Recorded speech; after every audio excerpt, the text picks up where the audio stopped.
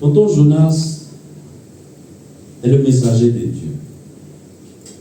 Dieu le charge d'aller porter son message à la nation qui s'appelle Ninive. Et il prend le chemin contraire. Et qu'est-ce qui se passe en route? Dieu fait se lever une tempête sur la mer. Et les gens qui sont dans le bateau se rendent compte qu'il y a quelque chose qui ne va pas. On commence à demander. On se rend compte qu'il y a quelqu'un dans le bateau qui est l'envoyé du Dieu Tout-Puissant, le Dieu des Juifs. Un Dieu qui a une fois partagé la mer Rouge en deux. Et puis son peuple est passé au milieu. Un Dieu qui a détruit Pharaon et toute son armée, la plus grande puissance militaire au monde. Ce Dieu-là, il a un envoyé dans le bateau. Malheureusement, l'envoyé qui est dans le bateau est en train d'aller dans le sens opposé de là où ce Dieu l'a envoyé. Alors les gens ont compris qu'ils sont en danger de mort. N'est-ce pas? Parce que ce Dieu-là, il est trop puissant. Les gens ont compris qu'ils sont en danger de mort. Alors ils ont demandé à tonton Jonas, mais là, tu es en situation de rébellion, on fait comment? Il dit, jetez-moi dans l'eau. C'était la seule solution pour sauver le bateau. On jette tonton Jonas dans l'eau et comme nous l'avons vu le dimanche passé, qu'est-ce qui s'est passé? Alors qu'il se noyait, alors qu'il était en train de nager pour éviter de se noyer, ou bien il était en train de se noyer en nageant, bref, dans un sens ou dans l'autre, il allait finir par se noyer. Pour éviter qu'il se noie, qu'est-ce qui se passe? Dieu envoie un gros poisson pour avaler tonton Jonas. C'est là où on était arrêté la dernière fois. Et tonton Jonas était dans le ventre du poisson et il a commencé à prier. N'est-ce pas? Il a commencé à prier. Aujourd'hui, nous allons voir la suite de cette histoire. Donc, lisons ensemble Jonas chapitre 2, verset 10 et Jonas, tout le livre de Jonas chapitre 3. Jonas 2, 10, qui est la fin de Jonas 2, dit: L'Éternel parla au poisson et le poisson vomit Jonas sur la terre. Jonas chapitre 3. La parole de l'Éternel fut adressée à Jonas une seconde fois en ces mots: Lève-toi, va à Ninive, la grande ville, et proclame-y la publication que je t'ordonne. Et Jonas se leva et alla à Ninive, selon la parole de l'Éternel. Or, Ninive était une très grande ville de 3 jours de marche. Jonas fit d'abord dans la ville une journée de marche. Il criait et disait: Encore 40 jours et Ninive est détruite. Les gens de Ninive crurent à Dieu. Ils publiaient un jeûne et se revêtirent de sacs, depuis les plus grands jusqu'aux plus petits. La chose parvint au roi de Ninive. Il se leva de son trône, ôta son manteau, se couvrit d'un sac et s'assit sur la sorte. Et il fit faire dans Ninive cette publication par ordre du roi et de ses grands: que les hommes et les bêtes, les bœufs et les brebis ne goûtent rien, ne pèsent point et ne boivent point d'eau. Que les hommes et les bêtes soient couverts de sacs, qu'ils crient à Dieu avec force et qu'ils reviennent tous de leur mauvaise voie et des actes de violence dont leurs mains sont coupables. Qui sait si Dieu ne reviendra pas et ne se repentira pas, et s'il ne renoncera pas à son ardente colère, en sorte que nous ne périssons point. Dieu vit qu'ils agissaient ainsi et qu'ils revenaient de leur mauvaise voie. Alors Dieu se repentit du mal qu'il avait résolu de leur faire et il ne le fit pas. Amen. Amen. Seigneur, ta parole est précieuse. Ta parole, c'est ta puissance. Ta parole est remplie de connaissances célestes. Enseigne-nous ce matin avec les choses du ciel. Permets à un cœur aujourd'hui de recevoir le message qu'il attendait, de recevoir le message qui va déclencher sa transformation au nom de Jésus. Amen. Amen. Donc Jonas était homme de Dieu et il savait ce qu'il devait faire. Qu'est-ce que Jonas devait faire? Il devait aller à Ninive pour dire à Ninive que votre mode de vie ne plaît pas à Dieu. Repentez-vous, sinon il y a un jugement qui va vous frapper. C'était à la fois un message de jugement, mais c'était aussi un message d'amour. Parce que dans le message, c'est vrai qu'on parle de jugement, mais le message dit aussi que s'il y a repentance, il n'y aura plus jugement. Et Jonas, il savait ce que Dieu voulait, mais il a volontairement tourné le dos à la volonté de Dieu. Jonas ne voulait pas obéir. Jonas a tenté de fuir loin de la présence de l'Éternel, comme si cela était possible. Jonas, en fait, a préféré le confort de la désobéissance à l'inconfort d'une mission difficile. Oui, c'est une mission difficile. Aller vers les nations pour aller leur apporter le message que Dieu a pour eux, c'est une mission difficile. Celui qui dit que l'évangélisation des nations n'est pas une mission difficile, en réalité, il n'a jamais fait l'évangélisation. L'évangélisation, ce n'est pas prendre un micro pour se mettre à un carrefour et commencer à crier pour dire arrêtez de boire bière, arrêtez de boire vin, arrêtez de chercher les petites filles, sinon Dieu va vous tuer. Ça là, ce n'est pas l'évangélisation. Ça là, ça ne change rien à la vie d'un pécheur. Au contraire même, quand tu dis à un pécheur, arrête de chercher les petites filles, sinon Dieu va te tuer, c'est maintenant même les petites filles là prennent goût dans sa bouche. Parce que la nature humaine aime tout ce qui est interdit. Dès que quelque chose est interdit, la chose devient plus douce. Vous n'avez pas remarqué? Ça devient plus doux. Donc on n'appelle pas ça évangélisation. L'évangélisation, Jésus nous a enseigné ce qu'on appelle l'évangélisation. Il a dit, allez, faites de toutes les nations des disciples. Ça veut dire quoi? Ça veut dire, va chercher quelqu'un qui ne sait pas que en dehors de Jésus, c'est la destruction éternelle. Il y a des gens qui ne savent pas que quand tu n'es pas en Jésus, tu meurs. Il y a des gens qui ne savent pas. Il y a des gens qui ne savent pas que la vie éternelle, c'est apprendre à connaître le seul vrai Dieu et celui qui l'a envoyé, Jésus-Christ. Il y a des gens qui ne savent pas ça. Alors l'évangélisation, ce n'est pas aller puis jeter une parole dans l'air et puis revenir à la maison. Non. L'évangélisation, c'est aller prendre quelqu'un. La personne même là n'a même pas envie de te voir. Mais tu es derrière lui. Pourquoi? Tu veux l'emmener petit à petit, petit à petit, petit à petit, petit à petit, à force de patience, à force de prière, à force de jeûne, à force d'enseignement, jusqu'à ce qu'il arrive à un niveau où lui aussi comprend le cœur de Dieu. Donc l'évangélisation, ce n'est pas aller dire aux gens, changez sinon vous allez mourir. Ça ne suffit pas. Il faut prendre la personne et lui montrer le mode de vie de Jésus-Christ. Lui enseigner le mode de vie de Jésus-Christ. Lui enseigner les choses du royaume de Dieu. Ça prend du temps. Ça coûte du temps. Ça coûte de l'argent. C'est fatigant. Oui, c'est fatigant. Alors, Jonas regarde le travail que Dieu lui demande. En plus, la nation chez qui Dieu envoie Jonas, là, c'est une nation qui, selon Jonas, selon tonton Jonas, cette nation ne mérite pas d'être sauvée.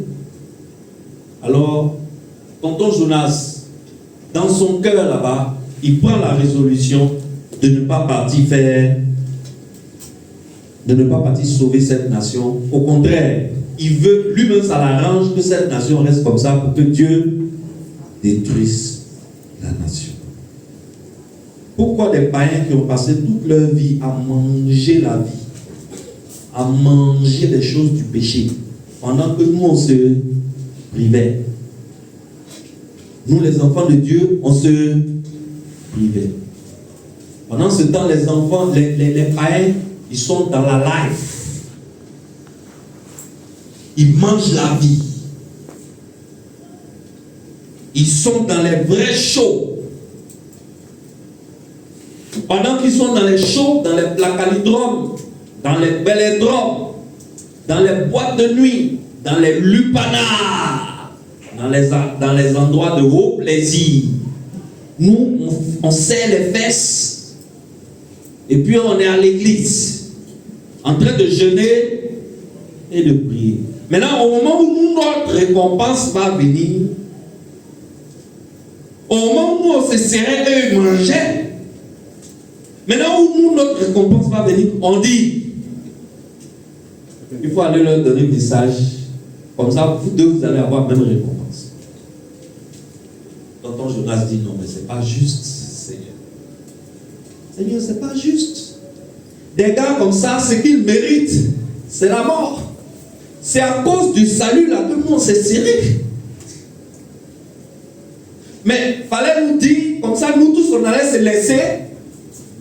Et puis le dernier jour, tu as venu nous sauver nous tous.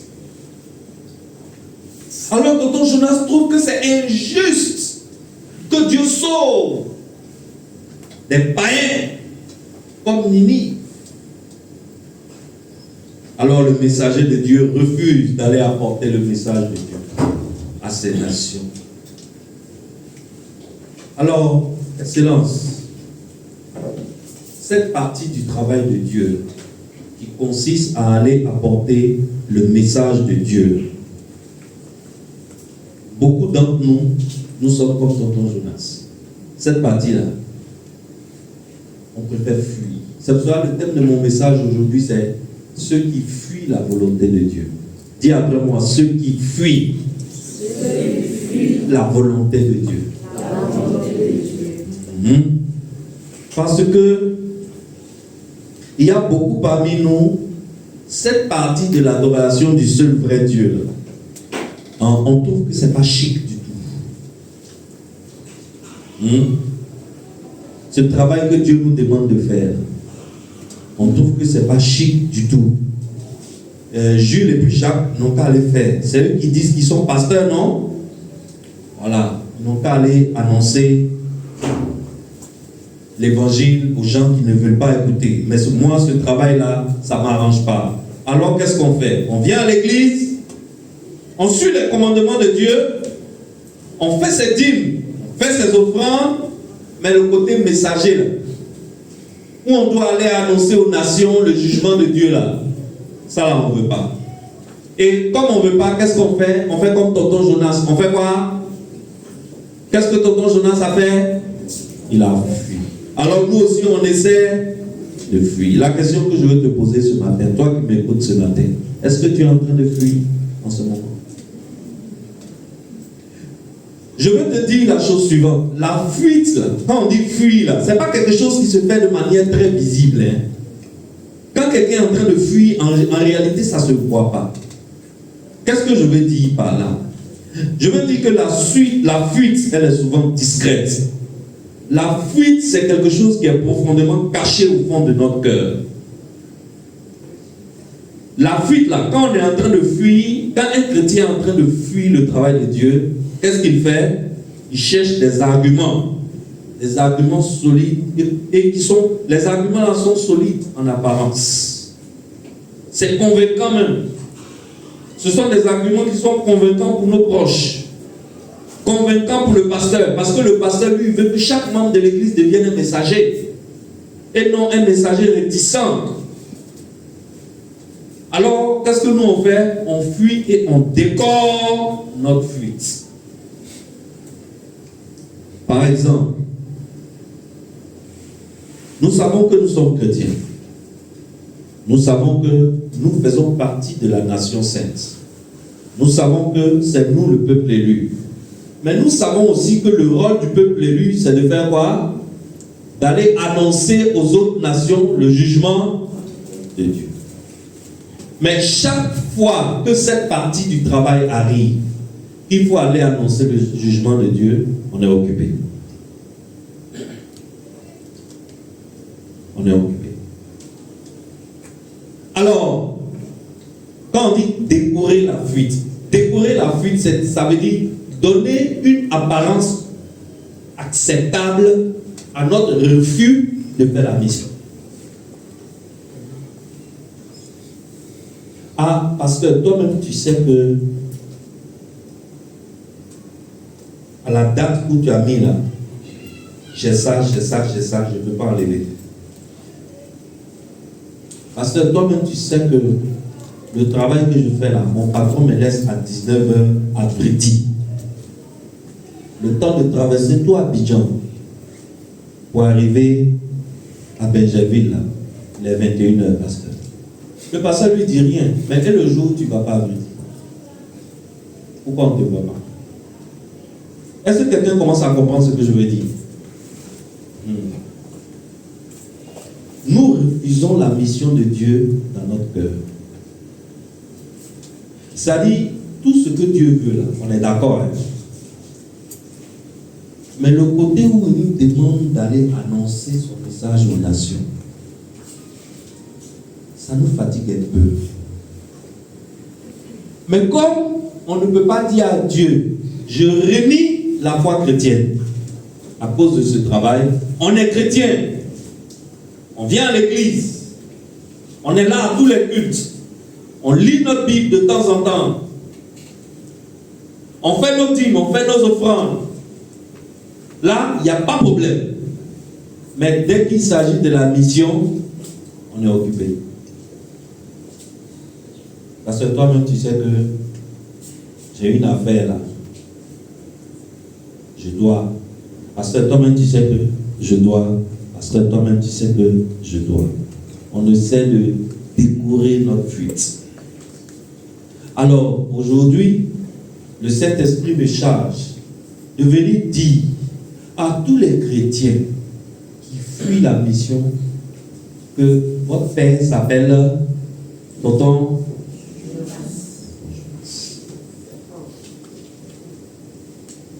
Vous êtes les enfants de Tonton.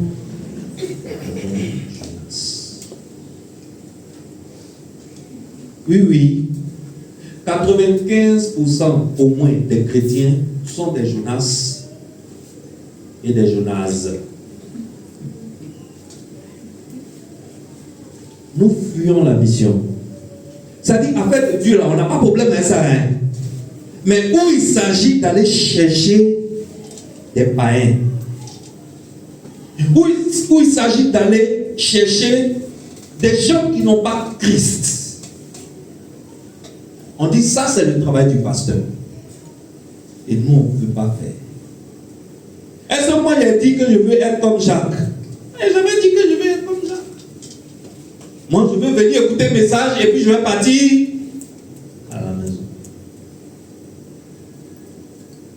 Et nous sommes tous des fuyards, comme Jonas fuyait.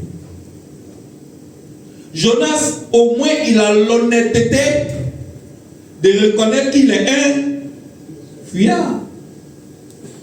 Quand on cherchait les gens dans le bateau là, il dit, ne cherchez pas.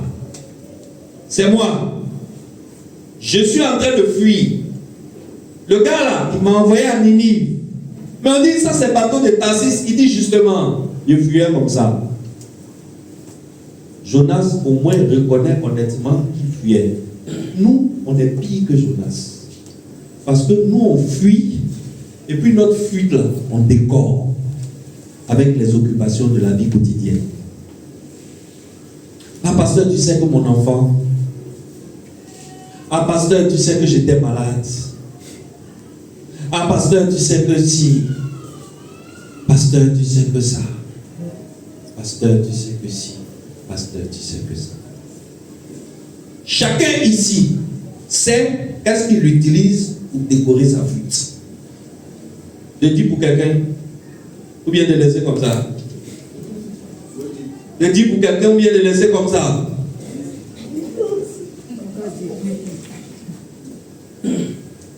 Excellence.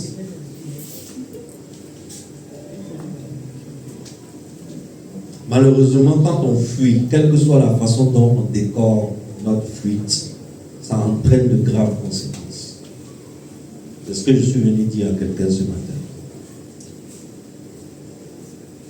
Si tu vois qu'aujourd'hui Dieu parle, et il parle encore, et tu vois qu'aujourd'hui Dieu corrige, et il corrige encore, si tu vois qu'aujourd'hui Dieu appelle, et il appelle encore tous les Jonas de temps moderne, Dieu leur demande de se ressaisir,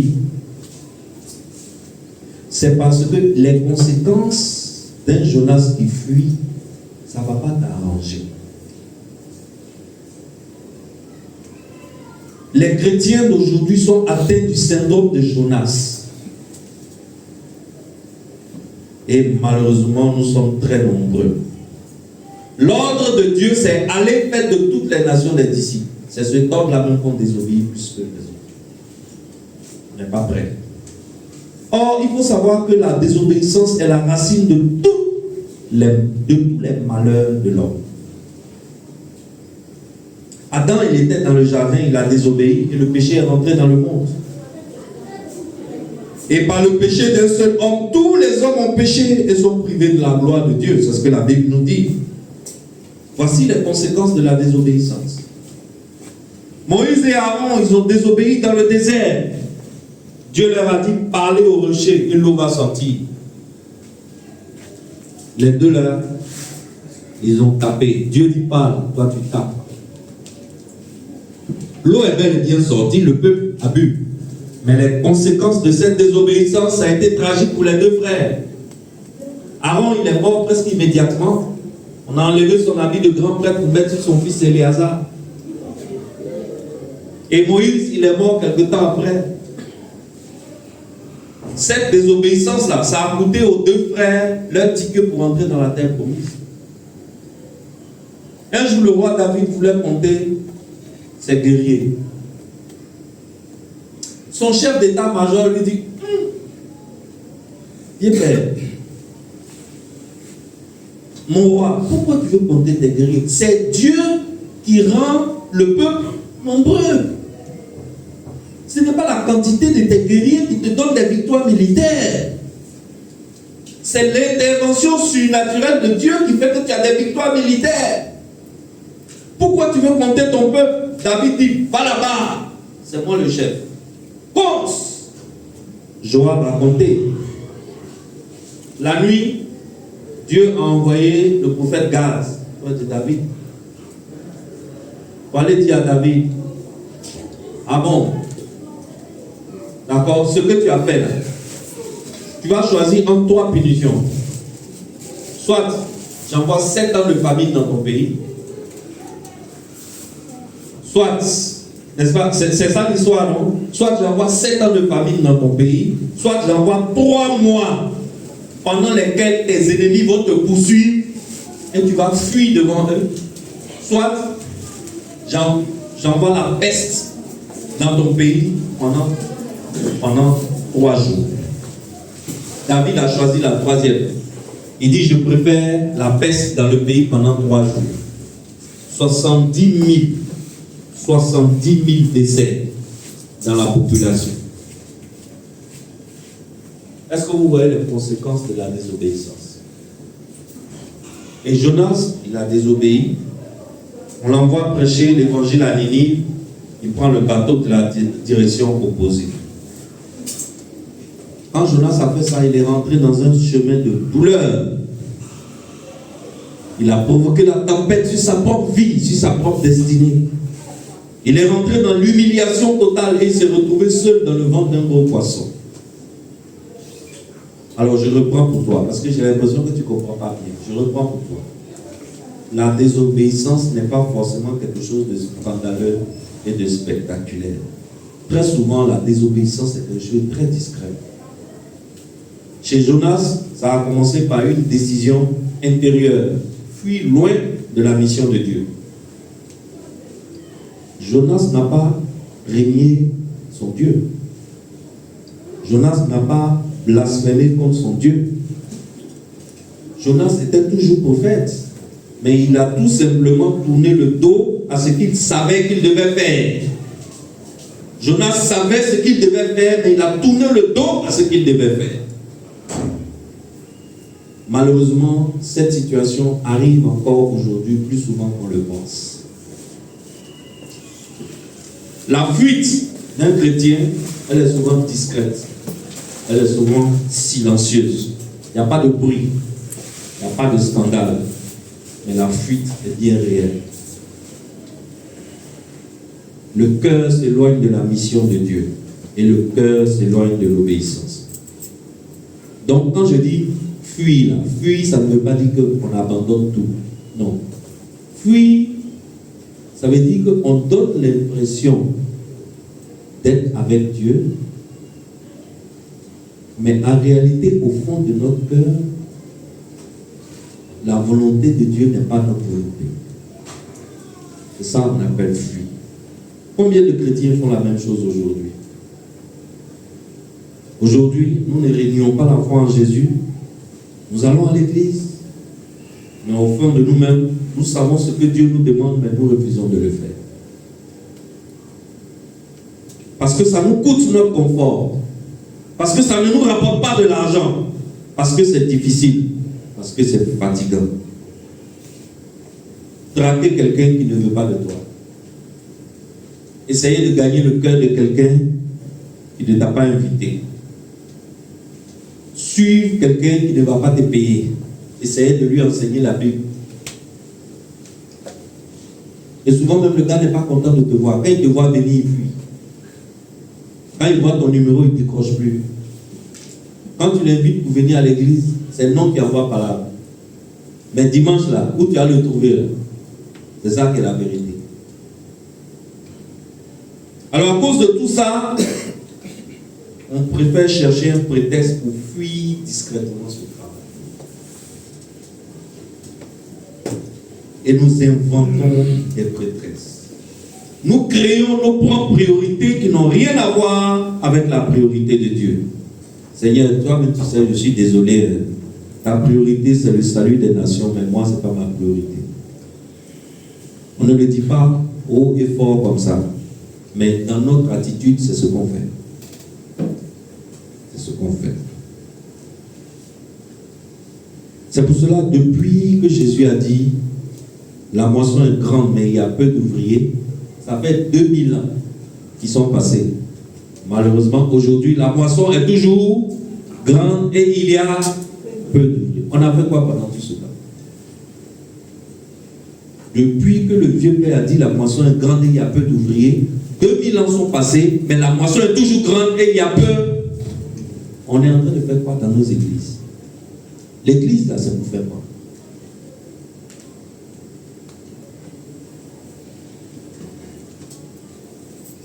Et les messagers de Dieu sont presque toujours les mêmes. Les messagers de Dieu, leur problème, ce n'est pas l'ignorance de leur mission, mais c'est la rébellion. Une rébellion interne, une rébellion sans bruit. C'est juste un cœur qui décide fermement et intérieurement de ne pas se rendre à Nénive pour annoncer le message de Dieu. Aujourd'hui, nous n'avons pas besoin d'aller à Nénive. Nénive est venue à nous. Aujourd'hui, nous sommes dans des villes où des nations qu'on ne voyait avant qu'à la télévision, aujourd'hui, ce sont nos voisins. Nous sommes aujourd'hui à un temps de migration. Nous sommes à un temps où le monde est en marche. Les nations vers qui nous devons aller sont aujourd'hui à nos portes.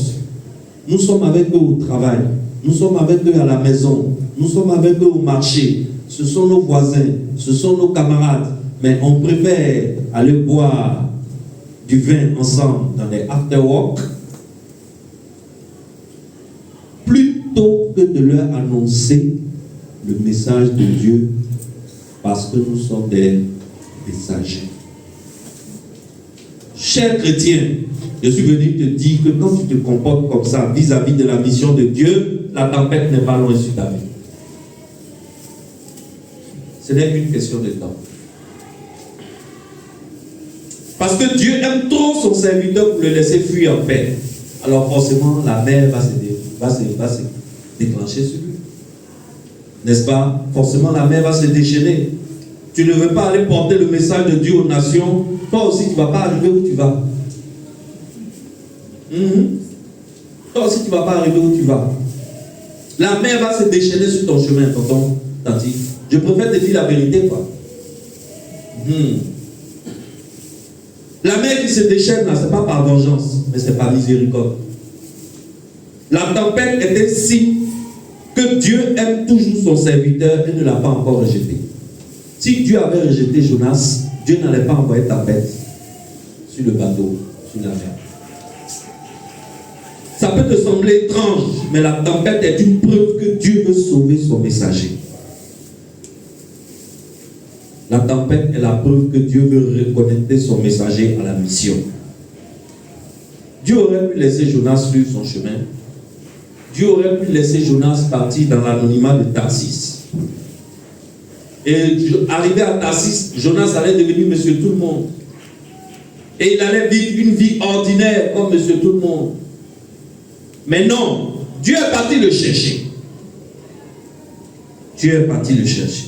Dieu a agi sur la nature. Dieu a agi sur les marins. Dieu a agi sur la mer. Dieu a agi sur les vents. Dieu a même agi sur un poisson pour ramener Jonas à la mission. Tout cela pour ramener à la mission un messager qui a préféré fuir. Ce n'est pas différent aujourd'hui. Aujourd'hui, toi, un chrétien, lorsque tu fuis la volonté de Dieu, il est courant que des vents contraires se lèvent sur ta destinée. Dieu agit sur les circonstances. Il agit sur les situations.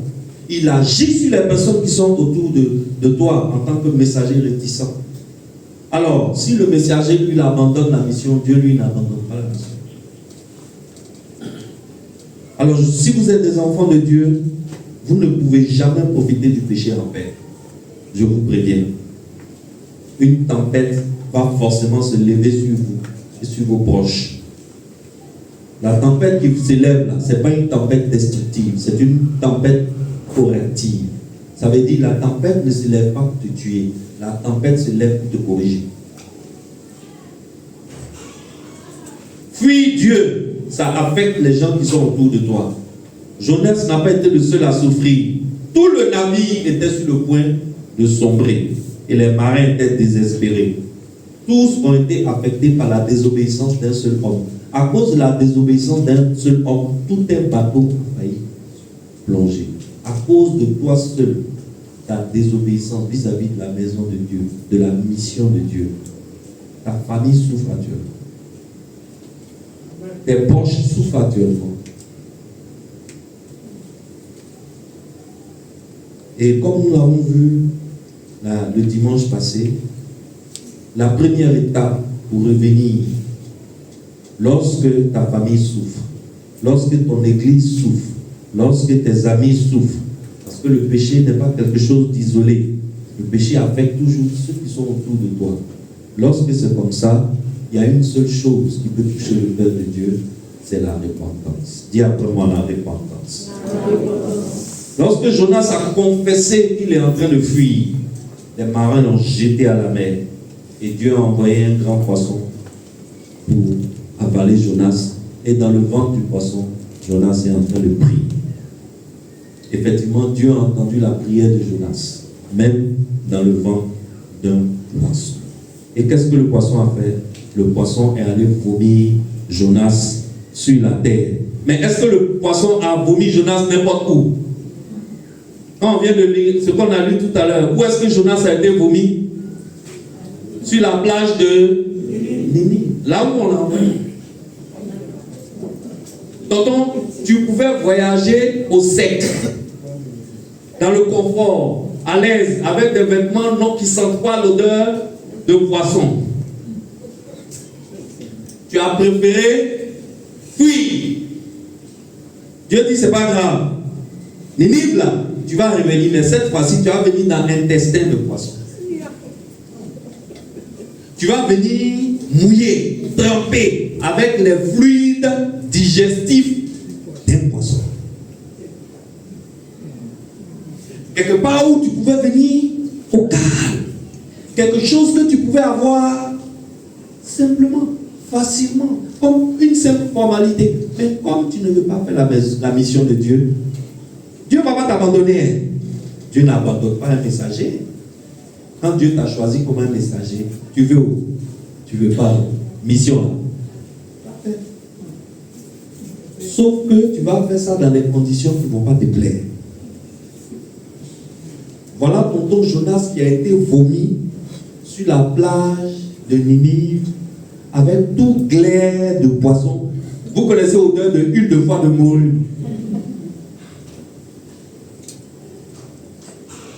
Lui n'a pas bu huile de foie de morue, il a nagé dedans. Le poisson est venu le vomir tout trempé sur la plage de Ninive. Mais dès que le poisson l'a vomi sur la plage de Ninive, la Bible dit quoi? Dieu revient dans sa vie. Ce que Dieu lui a dit premièrement, et puis il a fait malin là. Dieu revient, c'est la même phrase que tu prononces. Dieu ne dit pas pourquoi tu as fui. Dieu a fini de régler son problème de fuir. Mais ce qui intéresse Dieu, c'est sa mission. Dieu revient. Et en Jonas chapitre 3, verset 2, il dit, lève-toi, va à Ninive et proclame le message que je te donne. C'est tout ce qui intéresse Dieu. Tout ce qui t'est arrivé là, c'est toi qui as cherché. Oui, c'est toi qui as cherché. Mon ami, la plupart des tempêtes qui souffrent sur notre destinée aujourd'hui, c'est lié au fait que nous sommes des messagers qui ne veulent pas porter le message. Alors, un voyage qu'on pouvait faire dans tout le confort, au sec, avec des vêtements secs, propres, bien repassés, sentir un bon parfum sur notre corps, on refuse, on fuit. Et quand on fuit, là, on décore notre fuite. Seigneur, toi-même, tu sais que je suis parlé. Kofi Benny a dit tout à l'heure, je suis sur terrain. C'est ça qu'on appelle décorer la fuite. C'est ça qu'on appelle décorer la fuite. Tu es en train de fuir, mais tu veux faire croire que tu n'es pas en train de fuir.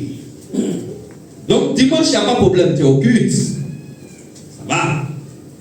Mais dès qu'il s'agit d'aller chercher une famille, leur annoncer l'évangile, les traquer, les enseigner, les bousculer, payer leur transport, payer des livres pour leur donner, se fatiguer, prier pour eux, jeûner pour eux, jusqu'à ce que cette famille aussi vienne à l'église comme toi. Ça là seulement, j'étais sur terrain. Seigneur, j'étais sur terrain, ça, je n'ai pas le temps de ça.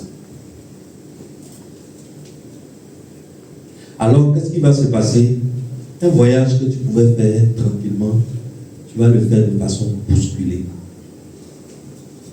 Avec la tempête. Excellence. Dieu veut encore se servir de toi. Dis-moi amen.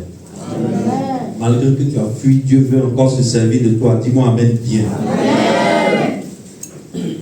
Quand Joseph est arrivé à Ninive, on a fini. Quand Joseph est arrivé à Ninive, j'ai dit Joseph. Quand Jonas est arrivé à Ninive, le message qu'il ne voulait pas donner là, quand il a donné le message, quand il a donné le message, qu'est-ce qui s'est passé?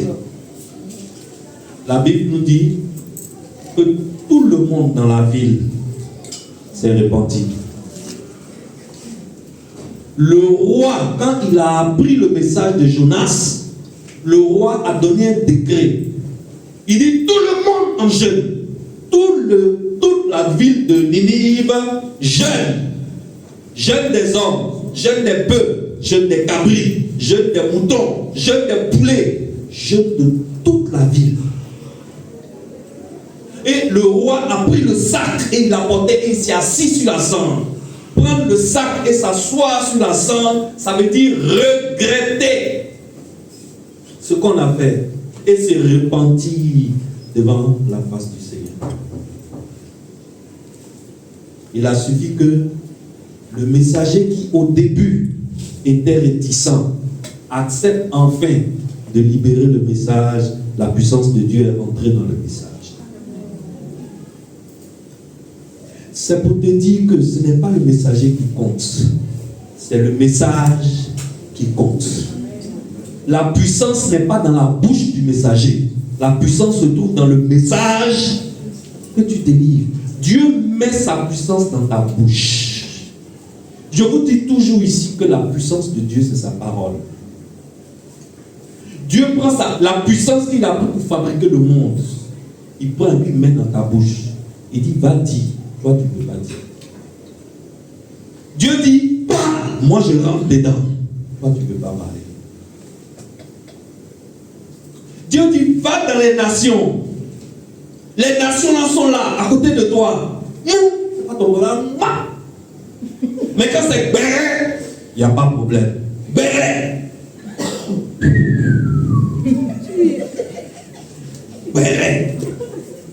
Mais quand c'est pour prendre une famille qui n'a pas Christ,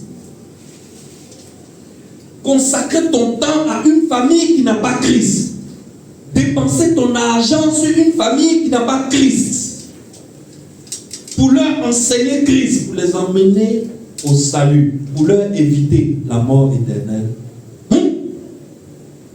Ta bouche là, c'est comme si on a mis super glue. Excellence, quand c'est comme ça, je suis venu te dire que la tempête n'est pas loin. Ce n'est qu'une question de temps. Mais lorsque tu te répands, Dieu peut encore t'utiliser. Et ce qui s'est passé dans la ville de Ninive, c'est trop beau. 120 000 personnes se sont converties à Dieu par la prédication d'un seul homme. C'est le plus, quand tu connais bien ta Bible, c'est le plus grand réveil de l'Ancien Testament. Le plus grand réveil de l'Ancien Testament est arrivé par un homme qui ne voulait pas donner le message. Chrétien, est-ce que tu es en train de fuir la volonté de Dieu? Est-ce que l'œuvre de Dieu là, tu as divisé en deux? La partie où on va à l'église là, tu n'as pas de problème avec ça. Mais la partie où on doit aller annoncer aux nations là, tu as un problème avec ça. Si c'est le cas, tu es en train de fuir. La fuite là, elle est très silencieuse. Elle est très discrète. Et les conséquences de la fuite, ça ne va pas t'arranger. C'est pour cela que le Saint-Esprit m'envoie dans ta vie aujourd'hui. Pour te parler, pour te prévenir. Tant que tu seras un messager réticent, Dieu aussi ne permettra jamais que tu sois satisfait de ta désobéissance. Donc, Elisa. Papa Alexis, Dieu ne va jamais te laisser te satisfaire de ta désobéissance si tu veux rester un messager réticent. Si tu ne veux pas venir m'aider à aller chercher les familles pour les envoyer à l'église ici. Et tu vas lutter. Et ce qui était simple devient difficile et tu ne comprends pas. Voilà où ça quitte nos problèmes. Alors, si tonton Jonas a été fui et si tonton Jonas a fui et il a été rattrapé, ça peut arriver aussi à toi aujourd'hui. Toi qui essaies d'échapper à la volonté de Dieu. Alors, ce matin, je vais t'inviter à te tenir debout et à mettre la main sur ton cœur et nous allons prier ensemble. Nous allons prier ensemble. Répète après moi. Seigneur, je reconnais que je suis comme Jonas. Je sais ce que je dois faire. Mais je choisis le chemin le plus facile. J'ai peur de la difficulté de la mission. J'ai beaucoup d'orgueil. Et j'ai beaucoup d'excuses aussi. Je décore ma fuite. Mais en vérité, Seigneur, je ne veux pas vivre loin de ta volonté. Je ne veux plus fuir. Même si la mission est difficile. Je ne veux plus fuir. Même si cela me coûte cher. Aide-moi à obéir. Apprends-moi à te faire confiance. Donne-moi le courage de suivre ce que tu as ordonné. Que ta voix soit plus forte que mes peurs. que mes peurs. Seigneur, si je m'égare, Seigneur, si je m'égare, que ta grâce me ramène. que ta grâce me ramène. Au nom de Jésus. Au nom de Jésus. Amen.